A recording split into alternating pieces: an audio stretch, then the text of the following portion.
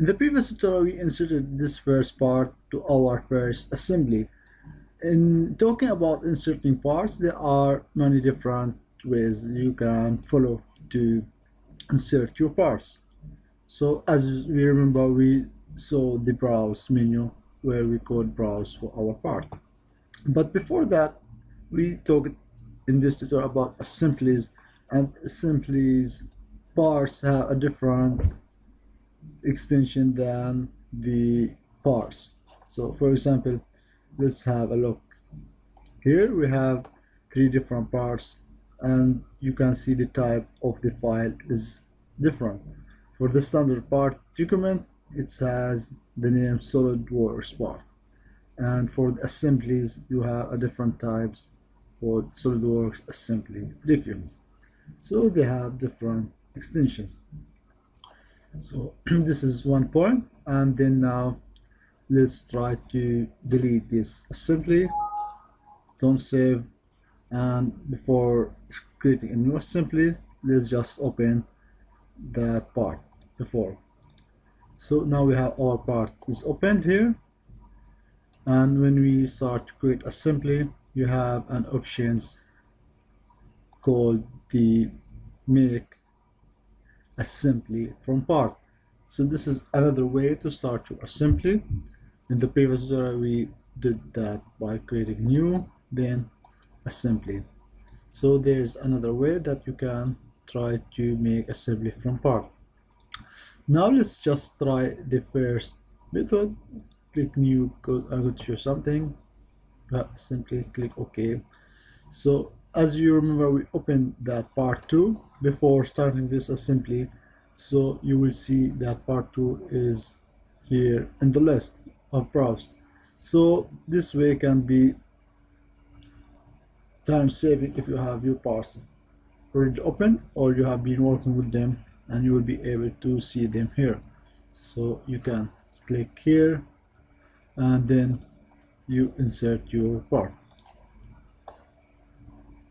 Also, we said about something about positioning. Let's go and try to show where this part is inserted. You can go to show origin. So now you will notice that this part origin is inserted far from the assembly origin.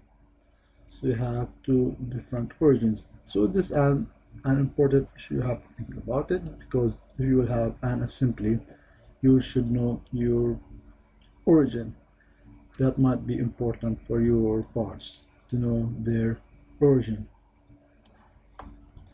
So in the next tutorial, when we start talking about mates, we will try to fix it with the mates method.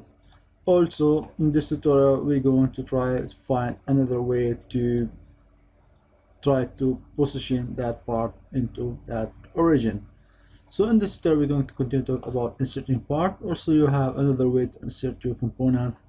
You have insert component, and again the browse menu will be open, and again you will be able to start or add another part. This we're going to talk about in the next tutorial. So here, let's close this menu and close this assembly. Don't save, and we have this part is open. We said there's another way there. You can start your assembly. You can go to file, make assembly from part. So you have the same menu exactly as if you click on new assembly. So you have this part is selected, then you can put it somewhere on that assembly. So let's close that assembly and show you another way for creating another assembly. So let's just minimize this window and let's pick a new assembly. Okay, and see you have 2 window. You can also try to make them tighter horizontally. So you have this part and you have your assembly. So you will be able to,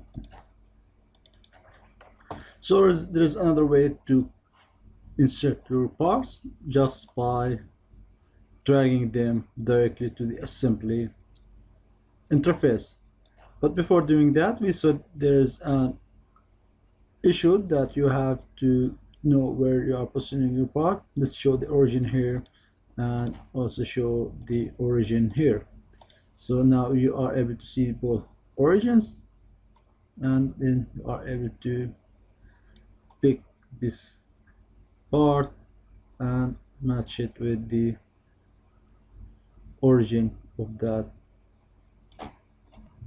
So try to drag it on that origin. And you're done. Click OK. In the next tutorial, when we start talking about mates, this might be quite tricky to place your part on the origin. So when we start talking about mates, we will find a easier way to position your origin. So see you in the next tutorial.